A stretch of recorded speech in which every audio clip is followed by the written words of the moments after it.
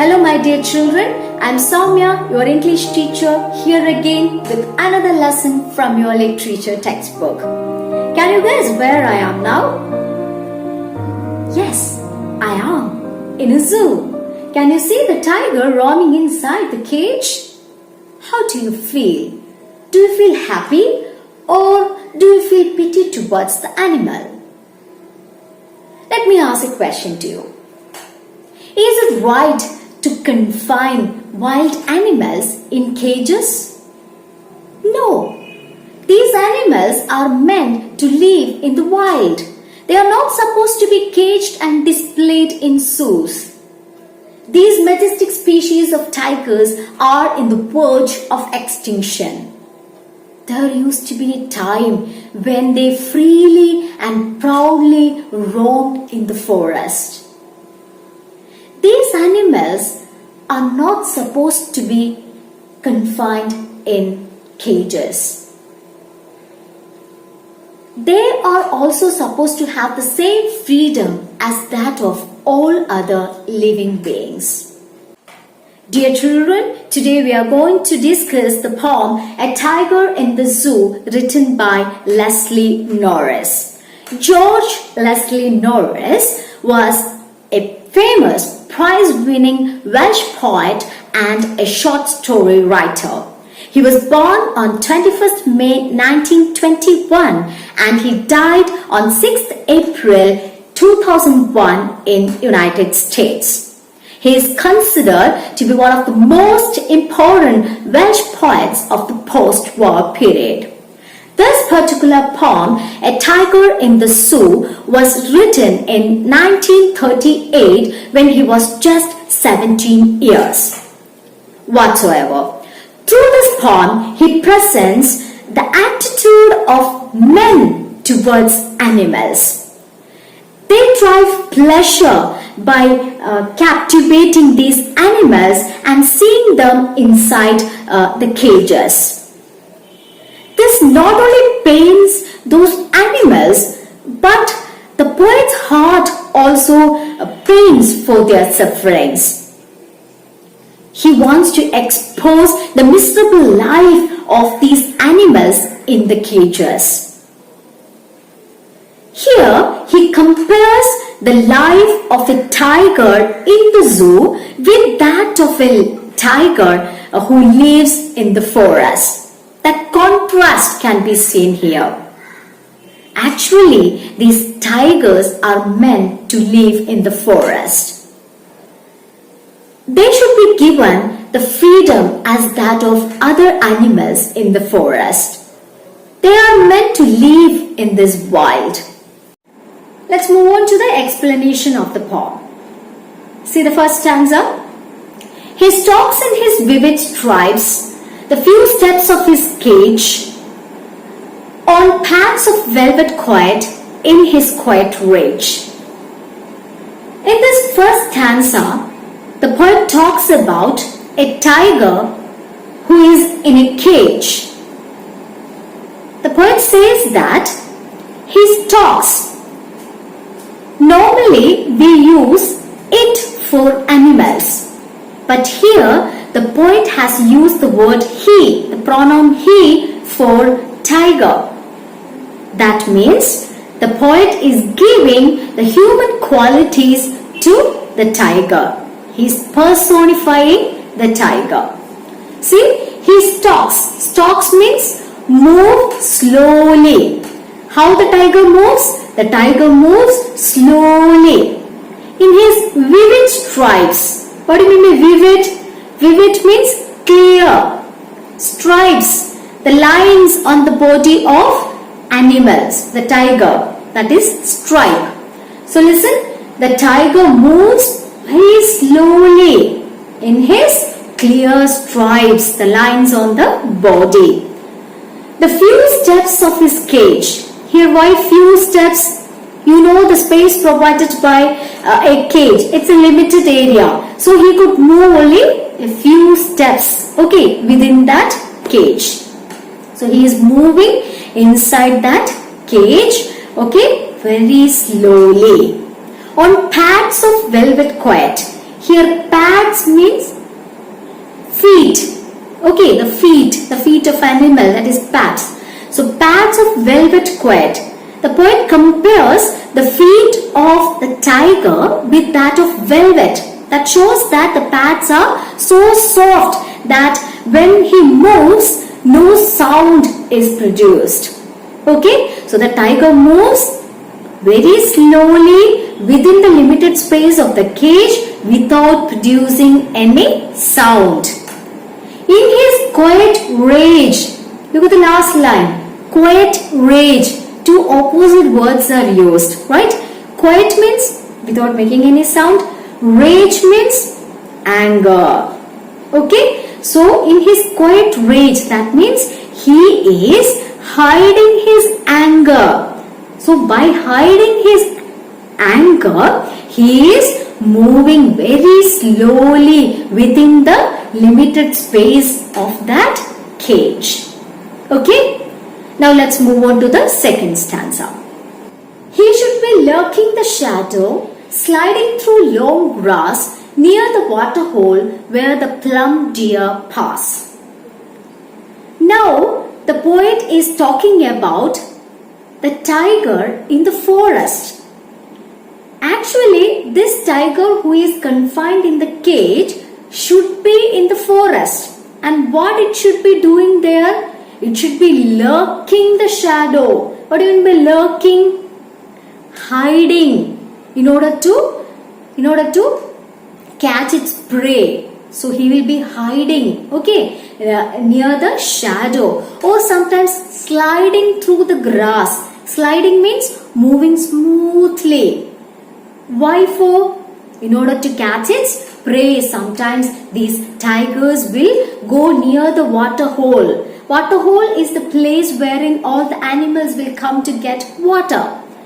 So where this plum deer pass. Plum means fat.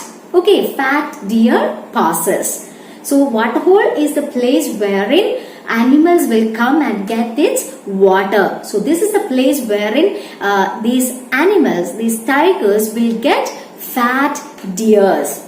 So that's why this animal actually should be in the forest doing all these things, lurking and sliding near the water hole in order to catch plum deers. Okay, now let's move on to the next stanza. He should be snarling around houses at the jungle's edge, baring his fangs, his claws, terrorizing the village. Here again the poet says that if the tiger is in the forest, he might have gone around the houses near the jungle's edge. You know that at the edge of the forest, some houses will be there. So sometimes the tiger will go around these houses by producing some sounds. Snarling. Snarling means the warning sounds produced by animals. So by producing those sounds in order to terrorize the villagers, what will the tiger do? It will produce some sounds. Okay. Baring his fangs. Baring means uncovering or showing. Okay. How the tiger terrorizes the villagers? By showing its fangs. Fangs means sharp teeth of animals. Fangs means sharp teeth of animals. So by showing the sharp teeth of by showing the sharp teeth as well as the claws. Claws means, the nails of the animals are known as claws. So by showing the fangs as well as the claws, the tigers will terrorize the villagers. But he is locked in a concrete cell, his strength behind bars, stalking the length of the cage, ignoring the visitors. Here the poet again talks about the tiger who is confined in a cage. Where is the tiger now? The tiger is locked in a concrete cell. Here concrete means something which is made of cement and mud. The cell which is made of cement and mud. So where is the tiger now? The tiger is locked inside that concrete cell. And his strength is behind the bars. Here strength refers to the strength of the tiger. Okay, where it is not able to show its strength. If it was allowed to go out, it might have shown his strength by terrorizing the villagers as well as by lurking and sliding through the long grass in order to catch its prey. But now his strength is behind bars. He is not able to show his strength. And so what he is doing? He is stalking. Stalking means moving slowly within that cage. It's a limited space. And it is now moving in that limited space, ignoring the visitors. Ignoring the visitors means he's not at all bothered about the visitors. He's not at all looking at those visitors. He's just moving within the that limited area of that cage. He hears the last voice at night, the patrolling cars, and stares with his brilliant eyes at the brilliant stars. Here the poet says that the tiger hears the last voice at night. From morning till night, there will be visitors. And he will be listening to the voices of those visitors. But now, at night, he could hear the last sound. What is the last sound? It is the sound of patrolling cars. Do you know what a patrolling car is? At night time, there will be some guards in the forest who will be roaming around in order to see whether everything is perfect or not. So that is patrolling cars. Okay, so the last sound that the tiger could hear in that zoo is that of the patrolling cars. And after that, what it will do? With its brilliant eyes, it will stare at the brilliant stars. Stare means looking at something for a long time. So it will look, okay, the tiger will look at the stars with his brilliant eyes. Now let's summarize what we have learned through the poem. So this poem shows the agony and the helplessness of a tiger. This tiger is caged. He is not allowed to go out in the wild. He has to be in his natural habitat, but he is captivated. He is not able to move a long distance. He walks very slowly within the limited area. His strength is behind the bars. He is not able to show his strength. He is not able to hunt the animals. He is not able to be free. He is not getting the freedom that he wanted. At night, he listens to the last sound, that is the sound of the patrolling cars, and then he stares at the stars. This all shows the miserable situation of the tiger. He has nothing else to do there. He is not able to hunt. He is not able to go around the houses, terrorizing the villagers. In the second stanza and the third stanza, you could see that the poet has described a tiger in the forest. If this tiger is allowed to be in the forest, what all that tiger might have done? So that is what described there. It might be lurking and snarling along the grass near the water hole in order to catch its prey, the plum deers. Or sometimes it will terrorize the villagers. But what happens? He is not able to do so. The agony of the tiger could be seen through these lines. Dear children, let's discuss the poetic devices used by Leslie Norris in this poem. First of all, we can discuss the rhyme scheme. See how each and every line ends. Stripes, cage, quiet, rage. You could see that cage and rage rhyme. So what is the rhyme scheme used? A, B, C, B. A, B, C, B is the rhyme scheme used in this stanza. And when you refer all other stanzas, you could see that the same rhyme scheme is used everywhere. Now see, the poet has used the word he.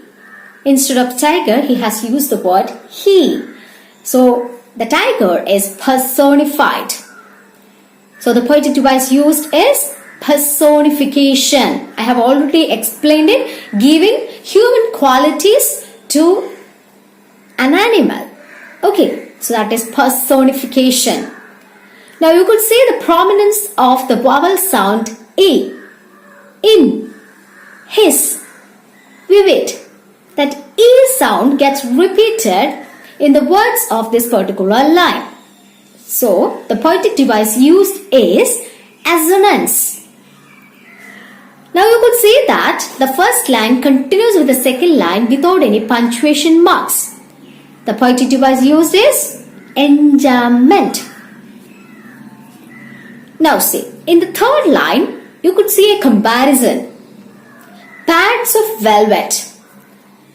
The feet of the tiger are compared to velvet, which is very soft. So comparison is there. The poetic device used is metaphor. Comparison of one thing with the other without using any connecting words like as or like. Now in the last line you could see that the poet has used two opposite adjectives together. Quiet, rage. Use of two opposite adjectives. The poetic device used is oxymoron. You could also see that the word quiet gets repeated in the third line and in the fourth line. So that is repetition. And in this stanza, you could see that the tiger's movement can be seen in imagination. So we call that poetic device as imagery. So throughout this poem, you could see imagery. The movement of the tiger could be seen in imagination. When we move on to the second stanza, we could see again personification here. He should. So the tiger is personified. So in the first line, personification. And you could see that the second line and the third line gets continued with the fourth line without any punctuation marks. And so the poetic device used is enjambment. In the last line, we could see that repetition of the initial consonant sounds. That sound per gets repeated. Plum, pass. Per sound gets repeated, and so the poetic device used is alliteration, repetition of initial consonant sounds. Now let's discuss the poetic devices of the third stanza. Here again, personification in the first line, he should, and you could see the repetition of that vowel sound O in the first line. Have you noticed it? Should, around, houses. That O sound gets repeated, and so the poetic device used is assonance. And you could see the use of onomatopoeia here. Do you know what onomatopoeia is? The use of sounding words. So whenever some sounding words are used, it is known as onomatopoeia. I'll give you the spelling also here. Please note it down correctly. Onomatopoeia. So what is that? Use of sounding words. Which is a sounding word used here? Snarling. Snarling is a sounding word. Right. So the poetic device used is onomatopoeia. So in the first line itself, you could see personification, assonance, as well as what? Onomatopoeia. And when you move on to the third line, you could see the repetition of the consonant sound x, that s sound is repeated. Fans, claws, it ends with the same sound. So that is consonance. So in the third line, you could see consonance. Now look at the fourth stanza. Here again, personification could be seen. He is locked. So throughout that poetry, I have already told personification is there. And in the first line, you could see the repetition of a vowel sound Look at this. He, locked. Okay. So the E sound, sell, E, sell, A. That sound is repeated, and so in the first line assonance is there. That sound gets repeated in the first line. So assonance. Now when we move on to the next line, behind bars, that B sound gets repeated. B, behind, B, bars. B sound gets repeated. Since it is a consonant sound and since the initial consonant sound gets repeated, it is alliteration. Okay.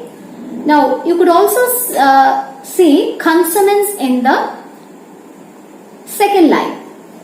Consonants. His, strength, bass. That S sound is repeated, and so the poetic device is consonants. Repetition of the consonant sounds in the beginning, in the middle, or in the end of a word in a particular line. So consonants could be seen. So these are the poetic devices of the fourth stanza. Now we move on to the next stanza. Again we could see personification. He hears. He hears. So again personification. And there itself we could find that repetition of the consonant sound her. The initial consonant sound gets repeated, and so the poetic device is alliteration. You could see repetition in the third line and in the fourth line. So these are the poetic devices used by Leslie Norris in this poem, A Tiger in the Zoo. This poem presents many themes such as freedom versus captivity, tamed versus wild, wilderness and natural beauty. The most important theme that is depicted in this poem is freedom versus captivity. The freedom of the tiger is captivated by men. The tiger who has to be free in the wild is behind the bars. They are not allowed to have its freedom. The next one is tamed versus wild. Men are trying to tame the wild animals. The wild animals are supposed to be in the forest, but men are trying to tame them.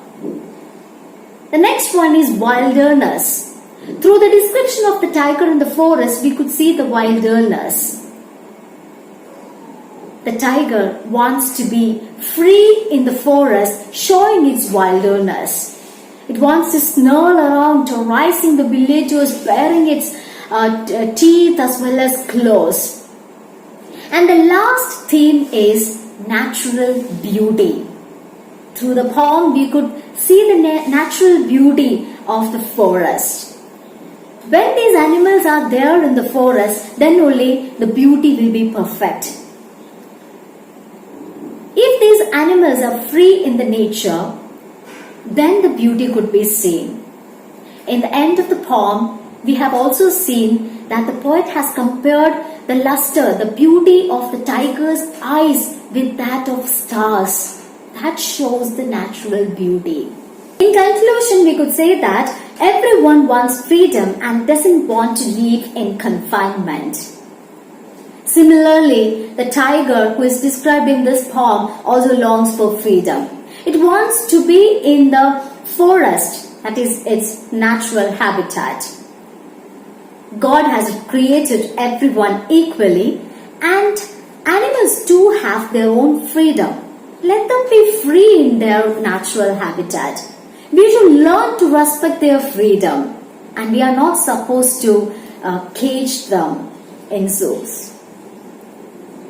That's all about this poem, A Tiger in the Zoo by Leslie Norris. Thank you so much for your patience.